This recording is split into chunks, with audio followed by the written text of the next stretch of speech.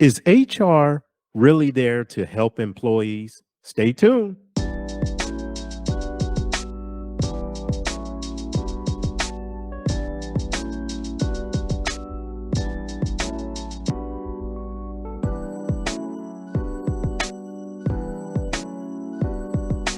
Welcome to the Shut Up and Work podcast. I am your host, the coach, and along with me is my favorite co-host, SJ. And SJ, what do we have on the menu today? Hey, Coach. Today, I would like to talk about HR, friend or foe. Uh-oh. And that's for employees, correct? Yes, that's for employees. Most places are going to have an HR department, and I want everybody to understand what the purpose of HR is and also what you can do, basically, how you should use HR. And don't mistake their function and think that they are there to help you because they are not. Well, let's jump right into it. Sounds good. So when I say that HR is there to help, is not there to help you, this is not a personal thing. It's just that nowadays, most companies have HR, or sometimes they will call themselves the people experience team or people team, something along those lines. And they are there to serve the function of the company. The company does not want to be sued. So there has to be some type of law and order there. Now, that doesn't mean that you shouldn't go to HR when you need help, or you shouldn't go to HR when something is being done and you need complaints, but you need to be very clear and understand their purpose, their function, and what is your responsibility. But they're not there to help me as an employee? Absolutely not. They are there to protect the company. And even if the individual person that you are working with and talking to HR is nice and has the best of intentions, they have somebody to answer to. So they may want to help you and they may do everything within their power to help you, but they are one person in a large corporate function and they have to abide by these rules. Now, that's not to say that HR is never going to help you or things won't turn out in your way, but there are things that you have to do. You are your own best advocate, just like with the doctor, just like in any other situation. You have to have your own back. You have to put yourself first, and you have to take care of yourself. So the first thing is always document. I know that this is a pain and it takes extra time, but you always want to make a document of everything.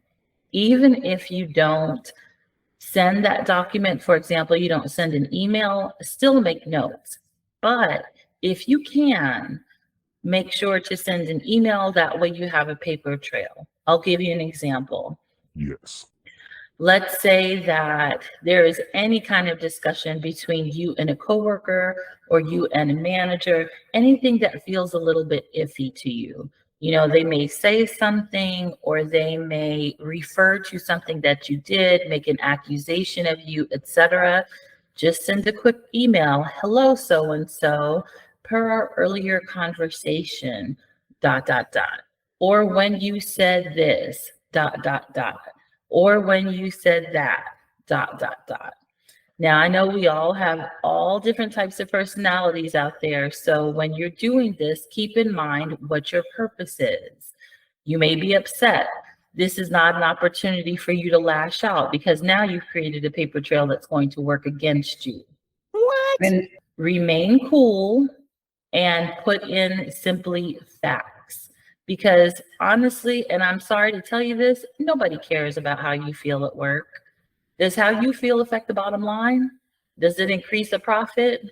No. So try to stick to the facts, put it in an email, keep it with a pleasant tone. There are apps out there that will read your email for you and make suggestions. There are free apps. I'm sure you know what some of them are. If not, you can just do a search for that to find out, and it will tell you this is a friendly tone. This seems a bit aggressive. This seems a bit angry, and it will make suggestions to help you fix that. But So I that's thought HR was going to help us like get extra items in the lunchroom or something. Well, you can try that if you want. I mean, again, this is just your time, so you can make suggestions, you can participate personally. The everywhere that I've worked, has a culture that promotes that we're a team, we're a family, et cetera, et cetera. I have not found that to be accurate. Oh, shucks, Wally. Well, like I said, you can try, but first and foremost, this is where you go to make a living. You earn money to support yourself, to support your family, to take care of your needs, and so forth. So you want to protect that. Yes, you are totally correct. We'll have to talk about, getting caught up at work on another day. Right now, I do want to focus on HR. Yes. And as you said, SJ, most importantly, because it took me a while to figure it out. And I had to go and research and say, what the hell is the purpose for HR? And like you said, their main thing is aligned with that company. So the main three things that they may be looking for in a company and what they're looking for their HR manager or HR manager plus personnel to do is one, can they make more money? Two, are they saving money, which is almost the same as making money? And three, is this person that we are hiring, bringing into our company, are they going to increase the productivity? Are they going to make things flow well? Do they align with the values of what the company is trying to do? That's the only time they really, are looking at the employee. And as you stated earlier, I guess a lot of us, including myself in the past, we get confused and think that, oh, wow, HR must be on our team. But in actuality, they are not. They are trying to make sure that that company flows correctly and that they can increase their profits by, they hire the right person. So for you guys and girls out there that love sports, think of the HR manager as like a general manager of a professional team. They are trying to make sure that they draft the right player that fits that team's mode of operations. They're going to contribute to that team. They're not going to be a problem. They're going to do everything that that head coach, the president of operations, the general manager, and the owner wants them to do in alignment of that team. So keep going, SJ. And to add on to that, coach, a lot of times HR does not have a lot of power. Somebody that you work with Mhm. individually may have great intentions and may want to help you, but they're an organization, they're a department just like any other, and they Right. don't get to make their own rules. They are part of corporate. Now, when somebody does make a complaint, Mhm. they are required to look into it. And if you find that nobody is making a complaint, most places of employment are going to say that they have an open door policy. So you Yep. can speak to any manager. A lot of them are going to have a phone line that you can call so that you can be anonymous and say that there's something going on in the workplace that is inappropriate or that is causing problems. I'm just going to advise you to be cautious about this because it may or may not be anonymous. There may be other people who are looking, who have Yes. an idea, and so forth. So just be prepared that if you use this tip line or if you use this line, that you may have to at some point come back and say, but have the documentation ready so that it can't be used against you.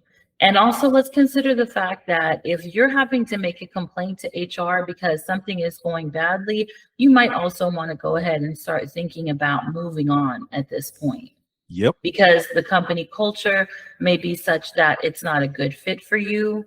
And again, you're there for yourself. You're not there for this company. You're not there for this job because they are not ever going to be there for you. That is just not the way things work these days anymore. In some small ways, your manager or your coworkers, etc. I've had good coworkers. They've done nice things for me. And I've had, well, I'm not even going to get into managers. So sometimes it does feel like a good thing. And there are individual people, but again, I'm speaking generally and broadly right now. The purpose of HR or the people experience team or what have you is to benefit the company. Yes. So you need to take care of yourself. Now, if things continue to go further than that, I want you to take into consideration a couple of things. If you've already spoken to your manager or you don't feel comfortable speaking to your manager, a lot of companies have open door policies where you can speak to a different manager of a different department. So if for some reason you feel intimidated or you're not able to speak with your manager, there's an opportunity for you to speak with another manager in most instances. And depending on the manager, they may or may not do something as well. Now, when you start making multiple complaints and reaching out to multiple people and nothing is being done, now here I want to highlight something. When I say nothing is being done, please do not expect anybody to come back and tell you that another employee or your manager or somebody else was reprimanded. Because again, they're protecting themselves. The company is protecting themselves. So they cannot go and speak about what took place confidentially between HR and another employee. Yes. But they should be able to tell you, we have looked into the matter. You should see these types of improvements. You should expect for this to happen. They're not going to tell you that somebody else got written up. You know, you may be able to see that somebody got fired, but that's rarely the case. And, you know, there is always the possibility that you could possibly be retaliated against. But let me pose this question to you. If things are already going badly, so let's say, for example, that you feel like you're being targeted or treated differently for whatever reason, you're being treated unfairly. And I'm going to ask you, be honest with yourself. If you're late to work every day, Yep. and this has been brought up to you before, and you're being reprimanded for that, or let's say, for example, you're being reprimanded for something else, you cannot play the victim and say, well, this is happening to me and I'm a great employee. Honestly, like really honestly, my experience has been that most of us, all of us really, but I'm going to say most of us, are doing things that we know we could be fired for. Whether it is being late, whether it is using company equipment, for example, computers or phones, etc., for our own personal gain.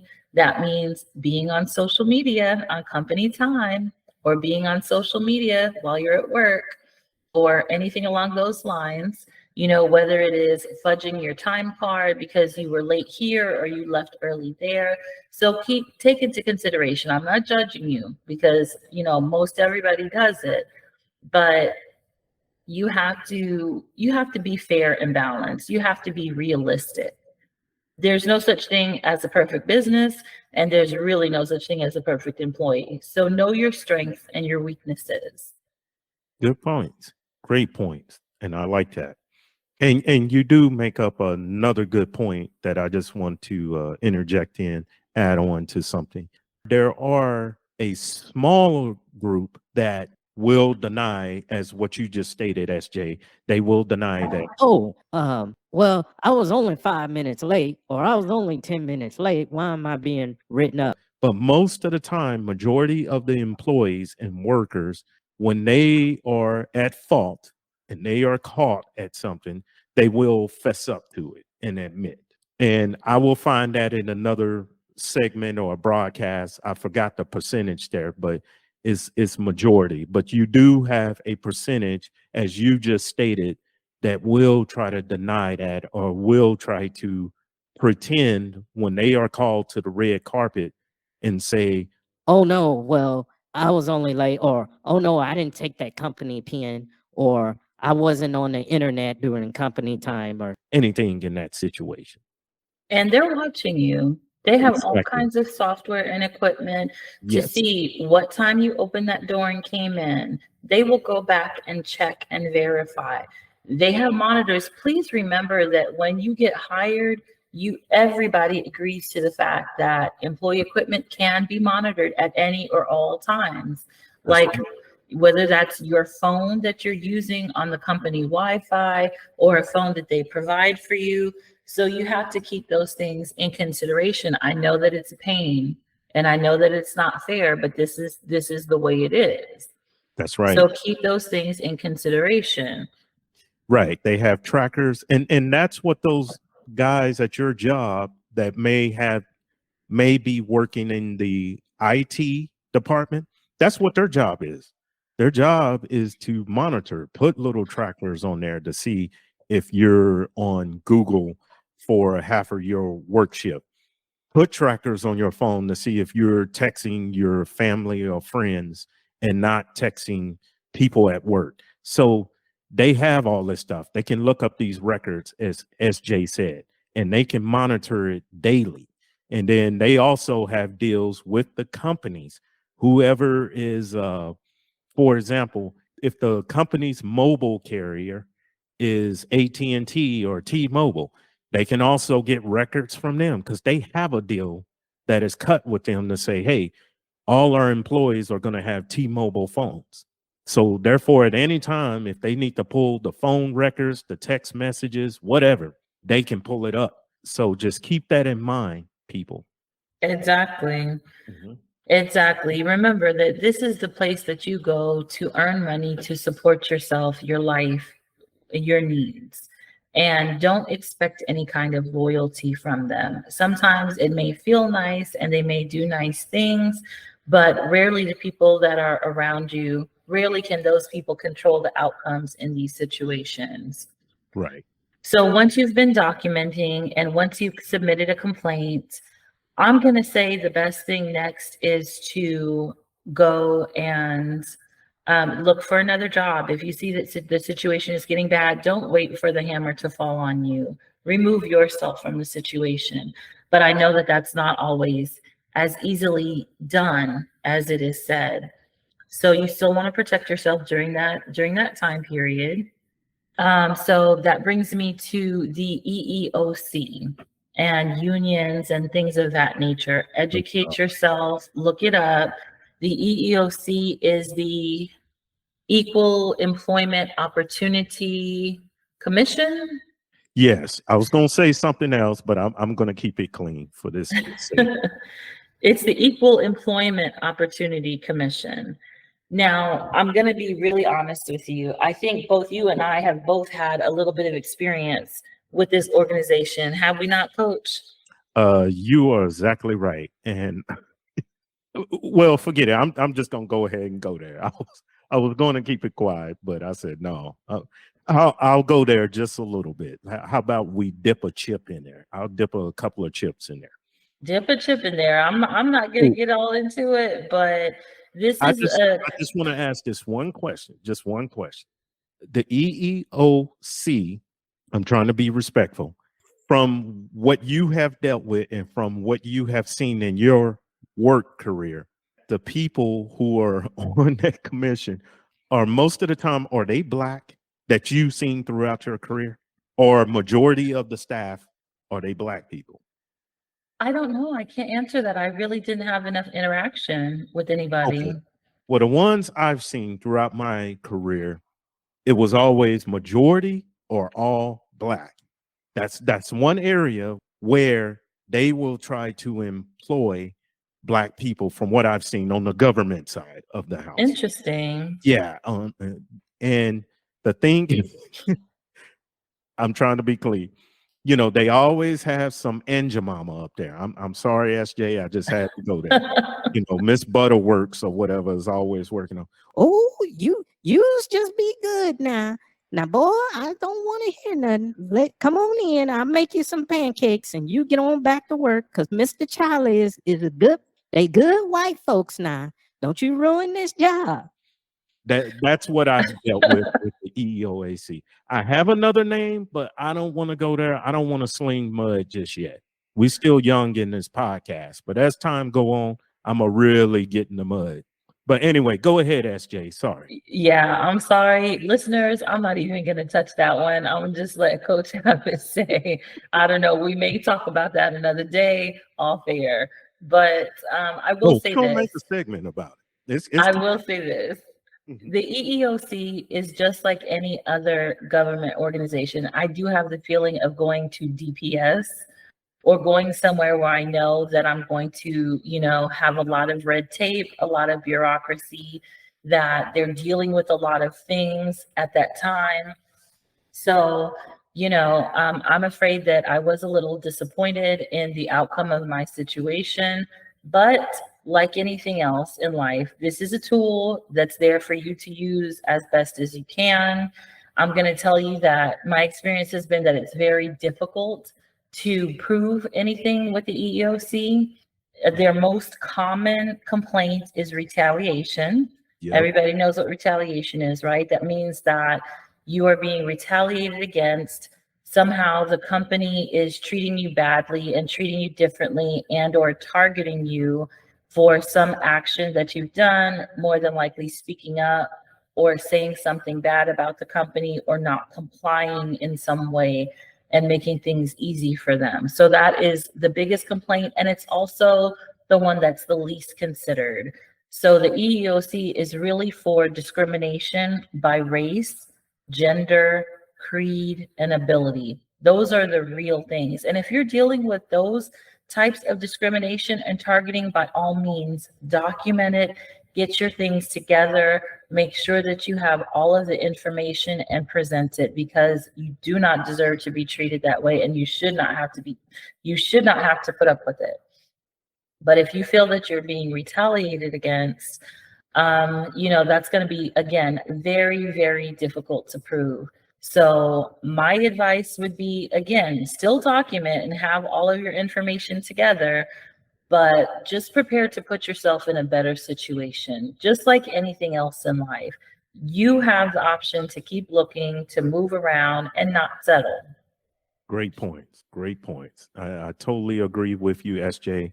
And I think you have dropped some great gems on how to deal and what you are walking into when you start a job and when you are introduced to that human resource manager or regular personnel or anything in that nature. Do you have any other comments or anything on this subject? Just when it comes to these matters, you have got to be organized. You have to have your ducks in a row. You've got to be realistic. Be honest with yourself. And that's my advice for life. Even if you're not honest with anybody else, be honest with yourself. Exactly. Because if you go to HR to complain about something, and here's another thing, don't make it a complaint. When you approach HR, be smart about it.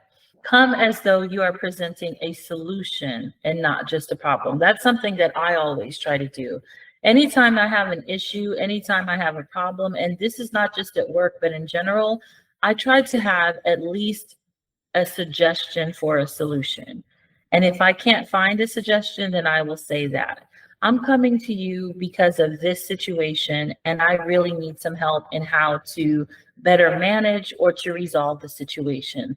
How can you help me here in HR? Don't go into HR saying, so-and-so is doing this and that to me, and I don't like it, and I'm not going to take it much longer.